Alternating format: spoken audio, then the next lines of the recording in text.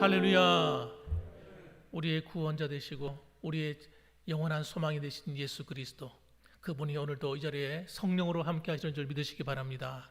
오늘 이 예배가 하나님이 받으시는 예배가 되고 하나님께서 친히 함께 하시는 예배가 되기를 간절히 소원합니다. 저는 오늘 본문의 말씀을 가지고요, 더 풍성한 삶을 주시는 예수님이라는 제목으로 함께 은혜를 나누려고 합니다. 하나님께서 우리를 향한 계획이 있습니다. 계획. 하나님께서 우리를 향한 계획이 있으셨어요. 처음부터. 우리가 어떤 물건을 만들거나 어떤 무엇을 할 때 아무런 계획 없이 하지 않지 않습니까? 그렇죠. 집을 만드는 것은 우리가 거처하기 위해서 집을 만드는 것이고, 또 우리가 어떤 이런 책상을 만들면 그 합당한 목적이 있고 계획이 있기 때문에 만드는 거 아니겠습니까? 마찬가지예요. 하나님께서 우리를 향한 계획이 있으신 거예요. 그 계획을 위해서 만드신 거예요. 그 첫 번째 계획이 뭡니까? 첫 번째 계획은 하나님과 우리가 교제하기 위해서 우리를 만드신 겁니다. 창조하신 것입니다. 그래서 우리는 로봇 같은 존재를 만드신 게 아니에요. 그래서 만일에 심부름이나 시키고 일이나 하게 하려고 하면 그냥 아무런 생각 없는 로봇 같은 존재를 만들어 놓으면 간단한 거예요. 그러나 우리는 그렇게 만들어진 존재가 아니라 창세기 1장 27절 말씀 보면 이렇게 나와 있어요. 하나님이 자기 형상 곧 하나님의 형상대로 사람을 창조하시되 남자와 여자를 창조하셨다, 그렇게 말씀하고 있어요. 하나님께서 우리를 하나님의 형상으로 만들었다는 거예요. 하나님의 이미지, 하나님의 성품을 가진 존재. 그래서 대화가 가능하고 인격이 있는 존재. 여러분, 그렇게 우리를 창조하셔서 하나님과 교제하기를 원하시는 거예요. 예배가 무슨 자리입니까? 하나님을 영화롭게 하고 하나님과 만나고 교제하는 자리입니다.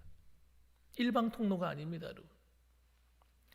뿐만 아니라 하나님께서 우리에게 주신 또 한 가지 중요한 계획이 또 한 가지 있어요.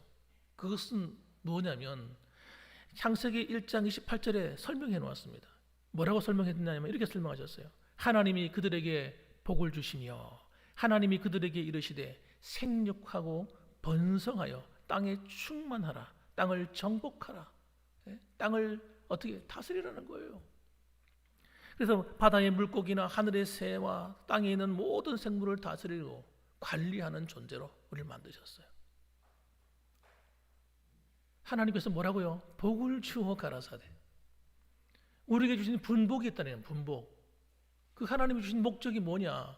그것은 우리가 지구상에 있는 모든 만물 가운데 우리가 생육하고 번성하고 땅에 충만해서 이 땅을 정복하고 다스려서 하나님 뜻에 맞도록, 하나님이 기뻐하신 뜻대로 살아가는 그런 아름다운 지구가 되도록 하나님 그렇게 우리에게 사명을 주셨다는 겁니다. 그런데 우리는 이런 하나님의 근본적인 사랑과 그 계획을 이해하지 못하고 살아서는 안 되는 거예요. 우리가 내가 왜 살아야 되느냐 할 때, 여러분, 이 목적에 빠져버리는 순간 우리의 삶은 여러분 허무해져 버려요. 제가 청소년 시절에, 그때가 제가 중학교 때였던 것 같아요. 이 방에 누워 있는데 그런 생각이 드는 거죠. 내가 왜 살지? 그런 근본적인 의문이 들더라고요. 여러분도 그런 때가 있으셨죠? 내가 만일에 공부하는 목적이, 공부를 하고 있다면 왜 공부를 해야 될까? 가만 생각해 보니까 공부하는 목적은 직장을 다니고 먹고 살고 가정을 꾸리고 그런 거더라고요. 그럼 내가 살기 위해 먹는 거냐, 먹기 위해 사는 거냐? 이게 여러분, 이 하나님 주신 목적이 딱 빠져버리니까요, 내가 왜 열심히 일해야 되는지, 왜 열심히 이렇게 여러분 먹어야 되는지 목적을 모르겠더라고요. 그래서 여러분, 어떤 젊은이들은 염세주의로 빠지는 거예요. 어떤 사람들은 허무한 거예요. 그러니까 부어라 마셔라 그냥 사는 거죠. 될 대로 되라고 사는 거예요. 그런데 예수 그리스도를 믿는 하나님의 자녀되고 하나님 백성된 우리도 하나님이 우리에게 주신 목적을 몰라가지고 막 살아가면 안 되는 거예요. 그런데 또 한 가지 하나님의 뜻이 있어요. 그것이 뭔지 아세요? 오늘 성경에 나옵니다. 따라합시다. 하나님의 뜻은 풍성한 삶을 주시는 것이다. 예, 하나님의 뜻은 우리의 삶에 그래서 풍성한 삶을 주시기 원하는 거예요. 여러분, 이걸 잃어버리면 안 됩니다. 우리가 마땅히 누려야 할 창조 명령을 우리 지금까지 빼앗기며 살았어요, 인류는. 그래서 이 땅에서 우리가 원치 않는 죄와 그 형벌로 가득한 세상이 되고 말았어요. 하나님이 떠나서 살아가면 모든 인생은 여러분, 죄송하지만 우리 스스로가 행복하기 위해서, 내가 잘 먹고 잘 살기 위해서라고 하는 목적을 가지고 우리는 하나님이 기뻐하지 않는 죄악을 범하고 하나님 가지 말아야 될 곳으로 가고 하지 말아야 될 짓을 하고 그렇게 살았던 겁니다. 그래서 여러분, 우리는 예수 그리스도 안에서 주시는 참된 행복을 되찾아야 돼요. 되찾아야 됩니다. 빼앗긴 것을 찾아와야 됩니다. 10절 말씀 보십시오. 도둑이 오는 것은 도둑질하고 죽이고 멸망시키려는 것뿐이요. 이 사탄이 그렇지 않습니까? 사탄이 도둑놈이에요. 이 마귀라고 하는 이 사탄은 여러분, 도둑 중에 악랄한 도둑인 것입니다. 그래서 아담과 하와가 하나님 주신 이 놀라운 복을 받아놓고도 어떻게 해요? 하나님 말씀을 거역하고 하나님께 도전하고 하나님 명령을 우습게 여기고 그리고 하나님 말씀을 거역해버린 겁니다. 그리고 그들이 눈이 밝아서 하나님처럼 되고 싶은 욕망에 빠져버린 거예요. 이게 도둑놈이 하는 것입니다. 그러므로 말미암아 우리 모든 인류는, 아담의 후손들은 우리가 누려야 될 그 복을 다 빼앗겨버린 거예요. 그러나 예수님께서 말씀하십니다. 내가 온 것은 그렇지 않다는 겁니다. 내가 온 것은 양으로 생명을 얻게 하고 더 풍성히 얻게 하려는 것이다. 그렇게 말씀하셨어요. 양으로 하는 말은, 이 양은 목자와 양, 그런 양을 말하는 겁니다. 우리가 양이라는 거예요. 주님이 우리의 목자시라는 겁니다.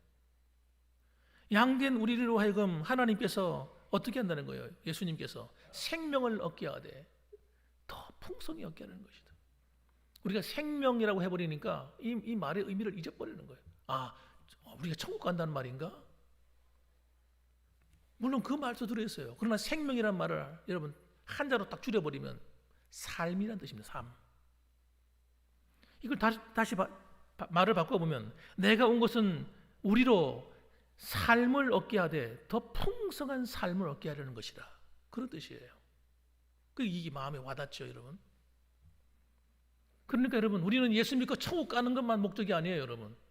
이 땅을 사는 동안도 더 풍성한 삶을 살도록 하나님이, 예수님이 십자가 안에서 디자인해 놓으셨단 말이에요. 계획해 놓으셨단 말이에요. 그리고 우리가 당당히 누려야 될 책임이 있는 것입니다. 그것을 위해서 기도할 필요가 있는 거예요. 그래서 염치 없이 그런 것까지, 염치 없는 것이 아니라 주님께서 그걸 계획해 놓으셨단 말이에요. 그래서 아버지인 이삭이 아들 장자권을 가지고 축복할 때 뭐라고 축복한지 아십니까? 야곱을 축복하는데 이렇게 축복했어요.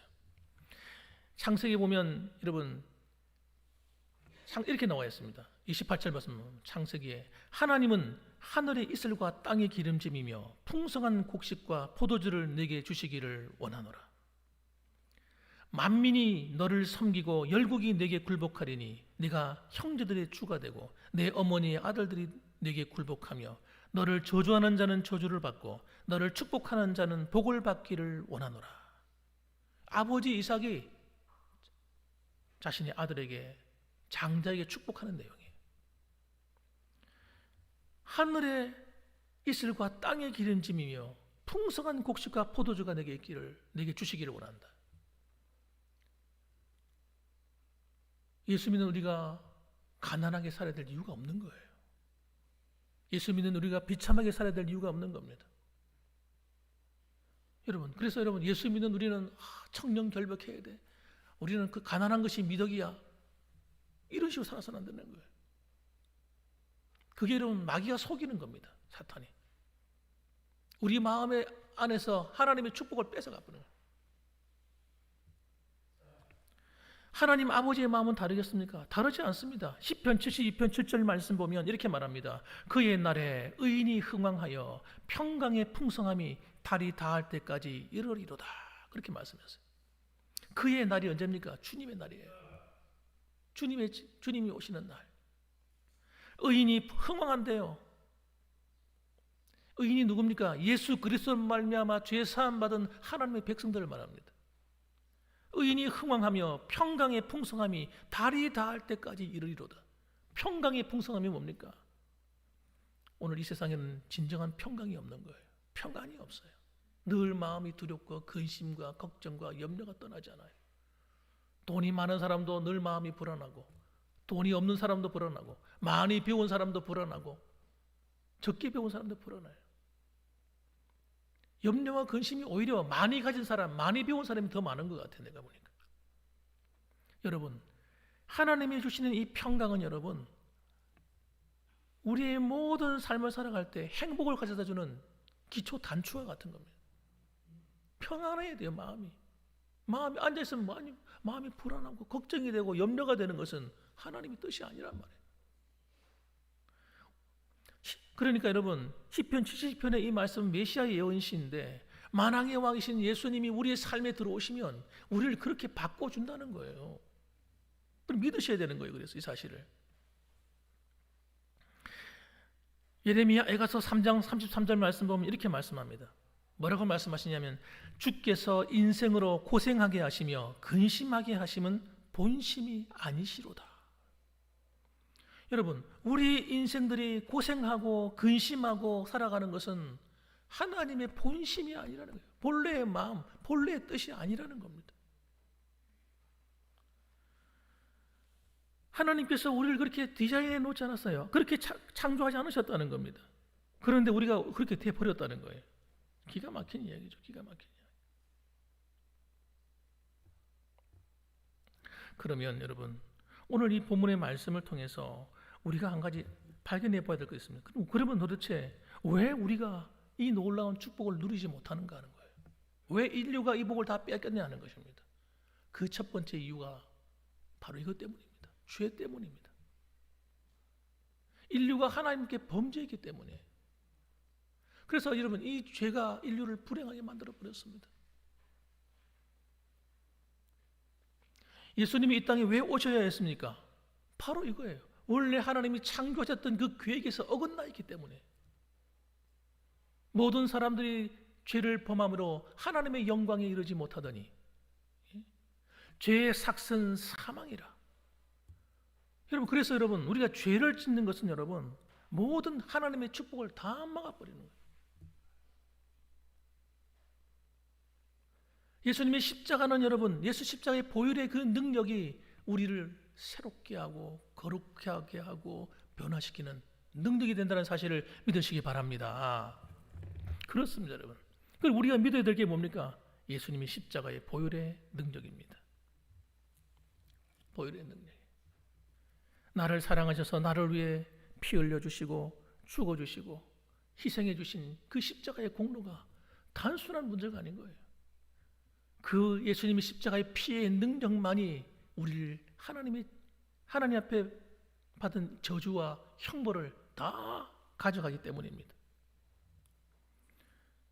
빼앗긴 것을 찾아와야 되는 거예요.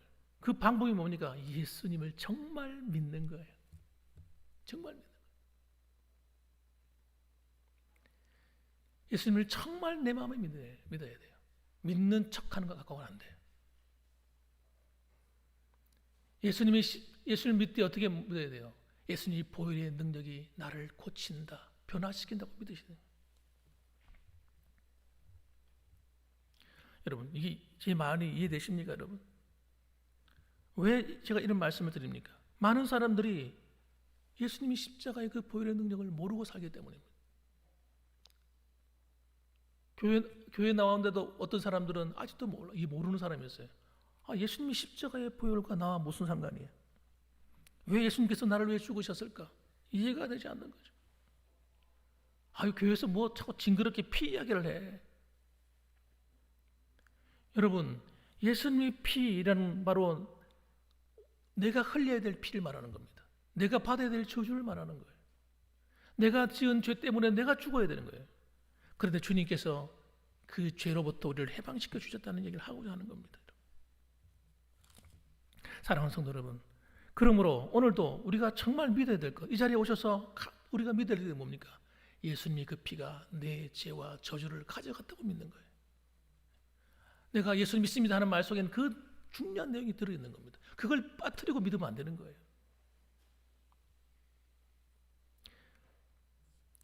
예수님의 십자가의 피가 내 저주와 내 불행과 내 모든 것을 다 형벌을 가져갔다. 할렐루야. 이걸 믿으셔야 돼. 믿는 척하는 것이 아니라 진짜 믿으셔야 돼.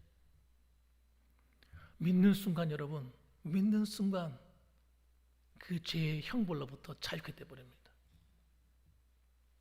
하나님께서 우리 안에 오셔서 함께 살아주시는 기적이 막 일어나는 거예요. 놀라운 일이 막 일어나는 것입니다. 그러므로 여러분, 오늘도 이 자리에 오신 여러분들의 마음속에 주님의 십자가의 은혜가 다시 한번 새겨지시기를 주님의 이름으로 축원합니다. 아멘이죠. 정말 그렇습니다. 그런데 여러분, 또 한 가지 둘째로 여러분이 기억해야 될 게 있습니다. 여러분, 우리가 두 번째 기억해야 될 게 뭡니까? 하나님께서 우리에게 베풀어 주신 이 십자가의 보혈의 은혜는 여러분, 우리의 삶을 치료하는 거예요. 우리 삶을 고쳐놓아요. 변화시켜 놓아요. 새롭게 해버립니다. 그래서 예수 믿는 사람이 운명이 바뀌어요. 삶의 방향이 뒤집어져 버리는 거예요. 그래서 이렇게 우리가 예수 믿을 때 여러분, 저만 하더라도 그래요. 저 같은 경우는 제 삶의 모든 방향이 뒤바뀌어 버리는 사람이에요. 제가 언젠가 그런 여러분에게 간증하지 않았습니까? 저는 어릴 때 꿈이 뭐냐면 유행가 가사와 똑같았어요. 남진이가 불렀던 노래, 저 푸른 초원 위에 그림 같은 집을 짓고 사랑하는 님과 함께 한 100년 살고 싶네. 여러분, 예수님을 안 믿을 때는 여러분, 제가 그게 꿈이었어요. 자, 열심히 돈 벌어가지고 정말 좋은 집을 지어가지고 거기서 멋지게 한번 살아보자. 내가 그림 그리는 걸 좋아하는데 거기서 그림이나 그리면서 나이가 들어서는 그렇게 한번 살아봐야지. 예. 그렇게 생각했습니다. 그런데 여러분, 그렇던 내가 예수님을 만났어요. 근데 여러분, 이게 웃긴 게 뭐냐면 저는 어릴 때부터 교회를 다녔거든요. 그런데도 예수님이 복음을 모르니까 그런 세상적인 욕망에 빠져 살았어요. 여러분, 이런 욕망이 강해지면 어떻게 됩니까? 강해지면 강해질수록 세상 사람들은 여러분, 죄를 짓는 걸 두려워하지 않습니다. 수단과 방법을 가리지 않고 잘 먹고 잘 살라고 하는 거예요. 그래서 이러면 죄라고 하는 것은 여러분 얼마나 무서우냐. 우리로 하여금 사망에 이르게 한다 그랬어요. 그리고 여러분, 우리 이 인류가 범죄함으로 말미암아 온 것이 뭐냐면 경제적인 고통입니다. 열심히 일하는데도 그 수고가 제대로 주어지지 않는 삶을 사는 거예요. 땀을 흘리고 노동의 고통을 하고, 그런데 땅이 효력을 주지 않는 거예요. 그리고 환경이 불안해져서 불행한 사건들이 계속 생기는 거예요. 내가 원치 않은 일들이 자꾸 찾아오는 겁니다, 여러분. 이게 왜 그러냐? 죄로 말미암은 결과인 거예요. 그래서 우리 믿는 성도들도 한 가지 기억하셔야 돼요. 우리가 예수를 믿는다고 하는 것은 여러분, 죄와 결별하는 겁니다. 죄의 사함을 받았습니다 해서 끝나는 것이 아니라 죄와 결별하는 삶을 살아가는 거예요. 그래서 히브리서 3장 13절 말씀 보면 주님이 이렇게 말씀하세요. 오직 오늘이라 일컫는 동안에 매일 피차 권면하여 너희 중에 누구든지 죄의 유혹으로부터 완고하게 되지 않도록 하라. 죄의 유혹으로부터 완고하게 되지 않도록 피차 서로 권면하라는 거예요. 그래서 잘못된 길로 가지 않도록 해라는 겁니다. 그럼 우리가 범죄하게 되면 어떻게 됩니까? 범죄하게 됐을 때는 여러분, 얼른 씻어야 됩니다. 그 오래 두면 안 됩니다. 마태복음 26장 28절 말씀 보면 이것은 죄 사함을 얻게 하려고 많은 사람을 위하여 흘리는 바 나의 피 곧 언약의 피니라. 예수님의 이 피가 나를 씻어서 구원도 얻게 하지만 삶 가운데 하나님과 나 사이에 또 다른 벽이 생기지 않도록 계속해서 청소하는 시간이 있어야 된다는 거예요. 이 죄사함의 능력을 믿으셔야 되는 겁니다. 그래서 예수님 오신 목적이 뭡니까? 오신 목적이 바로 이 일을 해결하기 위해서라는 거예요. 요한일서 3장 8절 말씀 보면 죄를 짓는 자는 마귀에게 속하나니 마귀는 처음부터 범죄함이냐. 하나님의 아들이 나타나신 것은 마귀의 일을 멸하려 하심이라. 그렇게 말씀하셨어요. 마귀의 일이 뭡니까? 죄짓게 하는 겁니다. 인류가 계속해서 범죄해서 하나님의 구원으로부터 멀어지도록 하는 거예요. 예수 믿는 성도를 할지라도 계속해서 죄를 짓게 만들어서 하나님이 주신 은혜와 복을 다 못 누리도록 방해하는 거예요. 그래서 여러분, 예수님이 주신 풍성한 모든 은혜가 십자가 사건으로 시작되는 거예요. 다른 게 아니라. 그러면 아까 말씀드린 두 번째, 예수님이 풍성한 삶의 열쇠가 되는 것은 예수님 자신입니다. 그러니까 예수 신앙생활을 하면서 예수님 자신을 모르면 안 됩니다. 예수님을 알아야 돼요. 믿어야 돼요. 그분과 늘 교제해야 됩니다. 7절 말씀 보면 그러므로 예수께서 다시 이르시되 내가 진실로 진실로 너에게 말하노니 나는 양의 문이라. 주님이 양의 문이래요. 이 말이 무슨 뜻입니까? 예수님은 하나님의 집으로 들어가게 하는 안식의 문이라는 겁니다. 그래서 양은 그 집에 들어가서 쉬어야 되잖아요. 그렇잖아요. 밖에서 막 잘 수 없잖아요. 이리가 들끓고 있는데. 그 양의 문을 열고 우리 안에 들어가야 울타리 안에서 보호를 받고 목자로부터 보호를 받죠. 그런데 예수님이 자신이 양들의 문이 되어서 예수님을 통해서 하나님 아버지 집에 들어가고 나온다는 거예요. 하나님의 보호를 받는다는 겁니다. 그러니까 예수님이 아니고는 여러분 우리가 보호를 받을 다른 방법이 없는 겁니다. 요한복음 14장 6절 말씀 보니까 예수께서 이르시되 내가 곧 길이요 진리요 생명이니 나로 말미암지 않고는 아버지께로 올 자가 없느니라. 그렇게 말씀하셨어요. 그래서 예수님을 통하지 않고서는 여러분 하나님의 은혜 안에 이를 수가 없고 하나님과 만날 수도 없고 하나님의 보호를 받을 수도 없다는 거예요. 여러분 이 말씀을 통해서 우리가 깨닫는 것 한 가지 있습니다. 그것이 뭐냐면요, 이거예요. 우리가 천국에 들어가는 것만 예수님 안에서 누리는 게 아닙니다. 이 땅에 사는 동안도 이 지상 천국도 있는 거예요. 지상 천국은 뭡니까? 예수님 모시고 사는 삶이 또 다른 천국인 겁니다.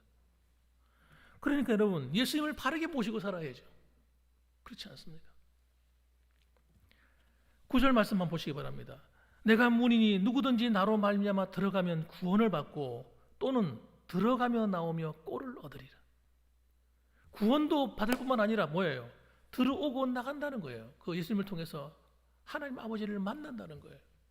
그래서 안식을 누린다는 거예요. 꼴을 얻는다는 겁니다. 꼴이 뭡니까? 먹는 거잖아요. 먹고 마시는 거.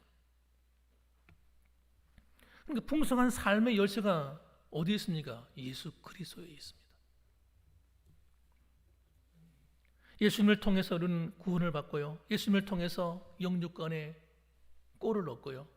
예수님을 통해서 보호를 받는 겁니다. 그러므로 우리는 이 사실을 그대로 믿어야 돼요. 예수님이 나를 그렇게 해주시는 내 은혜의 통로라고 믿으셔야 돼요. 살아가면서도 순간순간 우리는 어떻게 해야 됩니까? 예수님을 믿는 예수님을 내가 날마다 그분과 대화해야 돼요. 예수님이 나의 안식처입니다. 주님이 나를 하나님 은혜를 누리게 하는 통로십니다. 주님과 늘 교제하고 함께 해야 되는 거예요. 그래서 여러분 셋째로 우리가 확실히 알아야 될 것은 뭡니까? 선한 목자 되신 예수님과 동행하는 겁니다. 양이 가장 풍요로울 때는 언제입니까? 목자의 인도를 받을 때입니다. 목자를 떠나는 순간 양은 모든 공급이 끊어져 버리는 거예요. 11절 말씀 보십시오. 예수님은 자신 자신을 이렇게 설명합니다. 나는 선한 목자라. 선한 목자는 양들을 위하여 목숨을 버리거니와. 그렇게 말씀합니다. 예수님이 선한 목자래요. 선한 목자의 특징이 뭡니까? 희생에 있어요. 희생. 희생한다는 거예요. 예수님은 저와 여러분을 위해서 희생하시는 분이에요. 어떻게 희생합니까? 목숨을 버리거니와. 예수님은 자신의 목숨을 버려서 우리를 사랑해 주셨습니다. 생각해 보세요. 자신의 목숨을 버려서라도 사랑하는 하나님의 자녀들을 예수님께서 어떻게 대하시는가 생각해 보세요. 얼마나 사랑하시겠어요. 그래서 이 교회된 우리를 예수님의 신부로 묘사하지 않습니까? 예수님이 신부래요. 신랑이 신부를 얼마나 사랑하겠어요. 그런데 여러분, 이 신부가 가져야 될 굉장히 중요한 자질이 하나 있습니다. 그것이 무엇이겠습니까? 한번 따라합시다. 순결한 신부. 신부는 순결해야 되는 겁니다. 신랑 되신 예수님이 우리를 순결함을 보시는 거예요. 세상의 죄와 타협하고 적당히 살아가고 이러면 주님께서 가슴 아파하시는, 신부된 우리가 가져야 될 가장 아름다운 것은 순결함이 있어요. 하나님을 기쁘게 하고 예수님을 기쁘시게 하는 그 가장 중요한 것이 순결함이 있습니다. 생각해 보세요. 오늘 이 세상은 여러분 순결하고는 거리가 멀어요. 우리가 어릴 때, 우리가 젊을 때 알고 있던 세상이 아닙니다. 아이들이 순결을 모릅니다. 왜냐하면 그렇게 교육을 받고 있기 때문에. 언론과 매스미디어와 영화와 비디오, 요즘 비디오가 아니군요. 요즘 TV, 방송을 통해서 교육을 시켜요. 혼전 순결한 이런 건 이미 오래전에 사라져 버렸어요.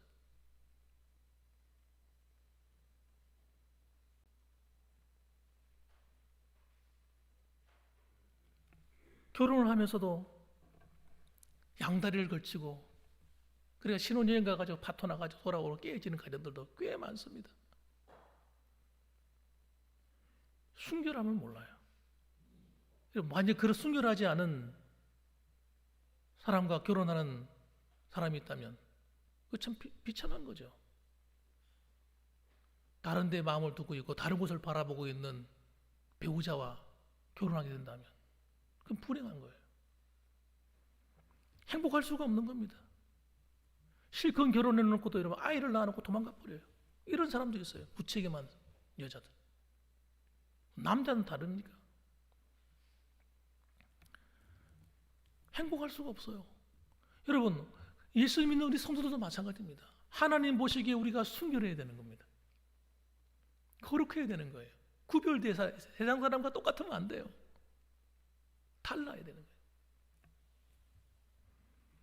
주님은 우리를 위해서 목숨 바쳐 사랑하시는데 우리는 주님의 사랑이 귀찮아. 좀 부담스럽습니다. 뭘 그렇게까지 날 사랑하세요?